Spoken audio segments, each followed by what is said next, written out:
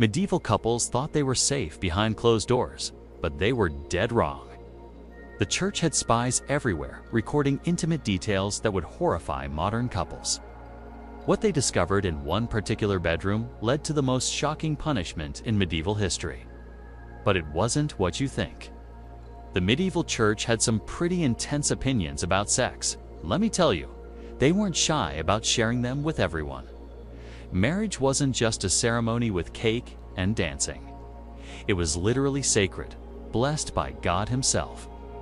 This meant any hanky-panky outside those holy bonds was considered a direct slap in the face to the Almighty. But here's where it gets really specific. The church didn't just say no sex before marriage and call it a day. Oh no, they had a whole playbook. Sex was meant for one thing only: making babies. That's it. If you were getting frisky for any other reason, even within marriage, you were treading into sinful territory. It's like having a kitchen knife that you're only allowed to use for cutting bread. Use it for anything else, and you're in trouble. Think your local homeowners association is strict? The medieval church makes them look like amateur hour. These religious authorities had their fingers in every aspect of daily life, acting like the ultimate moral watchdogs. They didn't just suggest how people should behave, they demanded it. Here's something that'll blow your mind. Some church doctrines actually prescribe specific days and times when married couples could have sex. Talk about micromanaging. Certain religious holidays were off limits. Fasting periods were forbidden, and don't even think about it during Lent. It was like having a spiritual calendar that controlled your bedroom activities. Sexual purity wasn't just about your relationship with God either. Your reputation, your family's standing in the community, your future marriage prospects, everything hinged on keeping things clean. One slip-up could destroy your social standing faster than a bad Yelp review destroys a restaurant. The really wild part is that religion was so deeply woven into medieval life that violating these sexual codes didn't just affect you spiritually. We're talking personal shame, public humiliation, and social consequences that could last a lifetime. Your neighbors, your employer, your extended family, everyone would know, and everyone would judge. But the church wasn't content to just preach from the pulpit and hope people listened. They had a whole system in place to catch rule breakers. And trust me, they took their job seriously. When I say they went insane over sexual misconduct, I mean they built an entire enforcement network that would make modern surveillance systems jealous. Now, you might wonder exactly how they managed to keep tabs on everyone's private business and what happened when they actually caught someone in the act. The medieval church didn't just preach about morality from the pulpit. They had eyes and ears everywhere, like the world's first surveillance network. Except instead of cameras, they used nosy neighbors and confessional booths. Priests wore multiple hats in those days. One minute they're blessing your bread. The next, they reinvestigating why you and Margaret from the market were spotted behind the mill at midnight. Talk about job versatility. These religious leaders walked a fine line between keeping confessional secrets and stepping in when community morals were at stake. But here's where it gets really interesting. The church created something called consistory courts. Basically, religious tribunals handled sexual misconduct cases. Think of them as medieval moral police, complete with their own judges, procedures, and punishments. These courts weren't some rare occurrence either. Historical records show documented cases of church penalties for sexual sins dating back to the 12th century. The community surveillance system worked better than any modern neighborhood watch program. Everyone was watching everyone else, and reporting back to church authorities was practically a civic duty. Your baker knew your business, your blacksmith knew your secrets, and somehow the priest always found out. Well, there was actually a spiritual reason behind all this nosiness. Church leaders genuinely believed that unchecked carnal sins could invite divine wrath upon entire communities. One couple's passionate mistake could theoretically doom the whole village to plague, famine, or worse. Makes you understand why they took it so seriously, right? The network of informants wasn't officially organized, but it functioned like clockwork. Medieval communities were tight-knit by necessity. Everyone depended on everyone else for survival. This closeness meant privacy was practically non-existent. If you sneezed in the morning, half the village knew about it by lunch. And the weird part is, people actually cooperated with this system. They'd voluntarily report their neighbors' indiscretions, believing they were protecting their community from God's anger. It was like having a moral police force that policed itself. Church authorities kept meticulous records of these cases too. They documented everything. Names, dates, circumstances, witnesses. Some of these records still exist today, giving us a fascinating glimpse into medieval bedroom politics. Then there's the matter of what happened when someone actually got caught. The church had developed an elaborate system of public shame and punishment that would make modern social media cancel culture look tame by comparison. But the real question is, what exactly did these punishments look like? Getting caught in the act meant you were just dealing with an angry priest muttering Latin under his breath. Oh no! Medieval communities turned sexual punishment into the ultimate neighborhood block party, except you were the unwilling entertainment. Local tribunals popped up faster than gossip at a church social. These weren't your typical courthouse affairs with boring legal procedures. Think more like a twisted game show where everyone knew the contestants were going to lose spectacularly. The whole point: make the punishment so embarrassing that even thinking about fooling around would make people break out in cold sweats. Picture this: you're dragged through the village square while everyone you've ever known points and whispers. Your baker, your neighbor, and that guy who sells you eggs every Tuesday, they're all getting front row seats to your personal nightmare. Medieval folks didn't have Netflix, so public shaming was basically premium entertainment. The stocks were like medieval social media, designed to broadcast your mistakes to absolutely everyone. But here's where it gets really creative. Some communities used something called the scold's bridle, which was essentially a metal cage for your head with a spike that prevented you from talking. Imagine trying to explain that fashion choice to your mother-in-law. Towns would literally ring church bells to announce punishment time. Not for calling people to prayer, but for calling people to come watch someone get thoroughly humiliated. It was like medieval Instagram notifications, except instead of double tapping, people showed up with rotten vegetables. The beautiful irony. These public spectacles were supposed to discourage sin, but they probably gave half the village ideas they never would have thought of otherwise. Nothing advertises forbidden behavior quite like making a huge public fuss about it. But wait, there's more twisted genius to this system. The punishment wasn't just about the person who got caught. It was about terrorizing everyone else into behaving. Medieval authorities understood something modern psychologists would later call social proof. When people saw their neighbors getting paraded around town wearing shame like a fashion statement, they got the message loud and clear. Some towns even had special punishment parades with designated routes, like a twisted version of the Rose Parade. Except instead of flowers and marching bands, you had mortified sinners and jeering crowds. The whole spectacle served multiple purposes: for entertainment, education, and intimidation, all rolled into one convenient package. Medieval folks were remarkably efficient that way. Yet, even after surviving this public circus, the real psychological warfare was just beginning. Because next came something that would mess with their heads in ways that made public humiliation look like child S. Play. Getting caught in the act was just the beginning of your troubles. The real fun started when you had to face the confessional booth. And trust me, this wasn't your typical "bless me, Father, for I have sinned" situation. Picture walking into church knowing everyone's already heard about your midnight escapades. The priest didn't just want a quick apology and 3 Hail Marys. Oh no.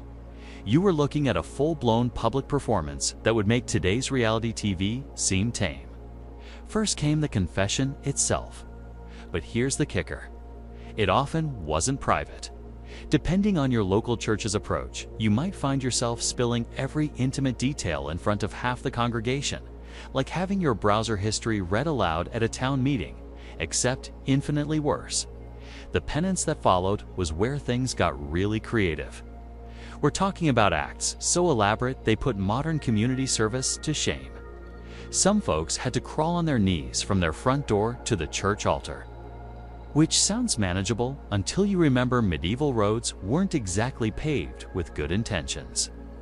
Others faced the dreaded public prostration. You'd lie face down on the church floor while the entire congregation filed past you. It was like being a human doormat, except the dirt being walked on was your reputation. But wait, there's more. Some penitents had to wear special clothing marking them as sinners. Think scarlet letter, but medieval style. These outfits were about as subtle as a neon sign saying, "I got frisky outside marriage." The duration of penance could stretch for months. Yeah, months. Some records show people performing weekly acts of contrition for an entire year. One documented case from 12th century. England involved a couple who had to publicly fast every Friday for 6 months while standing outside the church during Sunday Mass. And here's what really gets me. The church kept detailed records of these punishments. Medieval clergy were basically running the world's most judgmental filing system, tracking who did what with whom and how long they'd been paying for it. The psychological toll was enormous. These weren't just religious exercises. They were designed to completely reshape your social standing. Your neighbors, your family, and even your business partners would witness your shame parade week after week. But even confession and penance had their limits. Some sins were considered so severe that regular redemption rituals wouldn't cut it. When local church authorities decided you crossed an unforgivable line, they had one final weapon in their arsenal that would make public penance look like a pleasant Sunday stroll. Getting caught having sex outside marriage was bad enough. But some cases were so scandalous that the church decided regular punishment wasn't sufficient. These people faced the ultimate spiritual weapon, excommunication. Now, before you think, big deal, just find another church. Let me explain what this actually meant in medieval times. Excommunication wasn't like getting kicked out of your local gym. It was social suicide. When the church excommunicated you, they basically declared you dead to society. Your neighbors weren't allowed to talk to you. Shopkeepers couldn't sell you food. Even your own family was supposed to shun you. Makes getting blocked on social media look like a gentle pat on the wrist, doesn't it? The process was surprisingly formal. Church officials would literally ring bells and announce your spiritual death to the entire community. They'd sometimes post notices explaining exactly what you'd done wrong. Talk about airing dirty laundry. Except this laundry involved actual dirty activities that landed you in hot water. But here's where it gets really brutal. Excommunicated people couldn't receive any sacraments. No communion, no confession, no last rites when dying. In a world where everyone believed your soul's salvation depended on these rituals, this was terrifying. You were essentially told you'd burn in hell forever because you could unkeep it in your pants. Historical records from the 13th century show that some excommunicated individuals became desperate enough to attempt breaking back into churches. One documented case describes a man who tried to sneak into Mass disguised as a beggar. When discovered, his punishment was extended by another year. The economic impact was devastating too. Who's going to do business with someone the church has declared spiritually toxic? Your livelihood disappeared overnight. Many excommunicated people were forced to leave their towns entirely, becoming wandering outcasts. Some tried creative solutions. There are records of people attempting to get rebaptized in different parishes, hoping to start fresh. Others would send relatives to plead their case with higher church authorities. A few even claimed they'd received divine visions instructing them to return to the fold. The threat alone was incredibly effective. Communities policed themselves because everyone knew excommunication was social death. Parents would literally disown children rather than risk being associated with someone facing this punishment. Well, not everyone who got caught faced excommunication.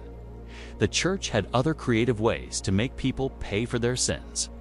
Some punishments involved much more than just staying home from Sunday service. When confession and public humiliation weren't enough to satisfy the church's hunger for justice, they pulled out the big guns. Pack your bags, sinner, you're going on a trip. Medieval pilgrimages weren't exactly your modern vacation to Disney World. These were grueling months-long journeys to distant holy sites that made a cross-country road trip with screaming kids look like a spa day. The church figured if you were going to sin with your body was going to pay the price. Picture this: you get caught in a compromising position behind the blacksmith's shop. Next thing you know, some stern-faced priest is handing you a walking stick and pointing toward Canterbury, or worse, Jerusalem. That's like being told to walk from New York to California, except with medieval roads that were basically glorified mud tracks and bandits who'd steal your shoes. But here's where it gets interesting. The church wasn't just being cruel for fun. They genuinely believed physical suffering purified the soul. Walk 500 meters with blisters on your feet while contemplating your sins. That's premium spiritual cleansing right there. These pilgrimages hit sinners where it really hurt: their wallets and their time. We're talking about months away from work, family, and income. Medieval folks couldn't exactly ask HR for extended leave to atone for adultery. Miss the harvest season because you're trudging through foreign lands. Good luck feeding your family that winter. Then there's the sheer danger of it all. Medieval travel was like playing Russian roulette with disease, bandits, and wild animals. Some pilgrims never made it home. Makes you wonder if the punishment sometimes outweighed the crime, doesn't it? Well, the truly fascinating part was what happened when these weary travelers finally returned. Many became local celebrities, sharing tales of miraculous encounters and divine visions. Some claimed to have witnessed angels. Others swore they'd been healed of ailments. Whether these stories were true or just the result of exhaustion-induced hallucinations, nobody really questioned them. The whole system was brilliant. Actually, send sinners away for months, and they either come back as reformed holy people with amazing stories, or they don't come back at all. Problem solved, either way. But pilgrimages were just the beginning of the church's creative punishment arsenal. When walking hundreds of miles wasn't quite cutting it, medieval authorities had some truly inventive ways to make sinners regret their choices. And these methods would make modern prison systems look downright gentle. When regular punishments weren't cutting it, medieval authorities cranked up the heat to levels that would make modern HR departments faint. We were talking about the kind of justice that made public shaming look like a gentle pat on the wrist. The ducking stool became the medieval equivalent of a twisted carnival ride. Picture this contraption: basically a chair attached to a long wooden beam that dunked offenders repeatedly into freezing ponds or rivers. The idea was nearly drowning someone would either force them to confess or cleanse their sins through sheer terror. Talk about baptism gone wrong? But wait, it gets worse. Some regions employed what they cheerfully called the Wheel of Justice, though justice had nothing to do with it. This massive wooden wheel could stretch limbs, crush bones, or simply serve as a platform for other creative torments. One historical account from 13th century, France describes a woman accused of adultery being tied to such a wheel for 3 days. Her crime was being caught kissing someone who wasn't her husband. Then there's the delightfully named Scold's Bridle, a metal cage that fit over the head with a pointed piece that pressed down on the tongue. Imagine trying to explain your innocence while wearing what essentially amounted to a medieval muzzle. The irony wasn't lost on anyone. Those accused of sexual misconduct often found themselves literally silenced. Medieval authorities had a twisted sense of poetic justice, too. Records from 14th century. England show couples caught in compromising positions being forced to walk through town squares completely naked, while townspeople pelted them with rotten vegetables. One particularly vindictive judge made offenders wear signs describing their crimes in graphic detail. Basically medieval-style scarlet letters with extra humiliation. The really brutal cases involve branding. Hot iron marks on foreheads or hands served as permanent reminders of sexual transgressions. These weren't small, discreet marks either. We're talking about symbols large enough to be seen from across a marketplace. Career prospects? Forget about it. Documents from certain German towns reveal an escalating pattern. As these harsh punishments increased, so did the reported sexual infractions. Turns out, terrorizing people doesn't actually stop them from being human. Who would have thought? The authorities' response is doubled down with even more creative torture devices. What's truly mind-boggling is how these brutal displays of power were considered normal community entertainment. Families would pack picnics to watch public punishment ceremonies like they were attending county fairs. But here's where things get really interesting. Because even these extreme measures were on the end of the church's reach into people's private lives. When you think the church was only watching what happened on Sundays, think again. These medieval religious authorities had a reach that would make modern surveillance look like child's play. The church didn't just want to control your soul. They wanted to control your bedroom, your wardrobe, and pretty much everything in between. They had rules about when married couples could have sex. No kidding. Wednesdays, Fridays, and Sundays were off limits. So were feast days and Lent and Advent. But here's where it gets really wild. They actually tried to monitor people's living arrangements. Church officials would literally investigate who was living with whom, checking if unmarried people were sharing homes. Makes your nosy neighbors seem pretty tame, doesn't it? Some parishes kept detailed records of households. They document who slept where, who visited whom, and how often. These weren't just casual observations either. We're talking about systematic record keeping that would make a modern data analyst jealous. Well, the justification was always the same: preventing sin before it happened. The church believed that temptation was like a contagious disease. Put unmarried people in close quarters, and boom, a moral catastrophe is waiting to happen. Then there were the dress codes. Women's necklines were scrutinized more intensely than airport security checks luggage today. Too much ankle showing, potential scandal, a glimpse of collarbone. Practically an invitation to sin, according to church doctrine. And the weird part is how they enforced this stuff. Some regions had appointed moral inspectors who'd make random house calls. These weren't friendly social visits either.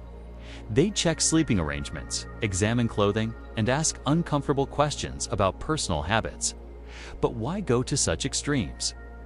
The church genuinely believed that controlling private behavior would guarantee divine protection for entire communities. Think of it like a medieval insurance policy. Keep everyone morally pure, and God won't send plagues, famines, or invasions. Religious orders took this even further. They dictate not just who could marry whom, but when, where, and under what circumstances. Some monasteries require detailed confessions about thoughts and dreams. Yes, they wanted to control what happened in your sleep too. The documentation from this period is staggering. Hundreds of manuscripts detailing personal lives, private conversations, and intimate relationships. It's like medieval Facebook, except run by celibate monks with serious boundary issues. This constant oversight created a society where privacy was practically non-existent. Every action was potentially scrutinized, every relationship analyzed for moral compliance. The parallel to today's debates about religious extremism and privacy invasion is downright eerie.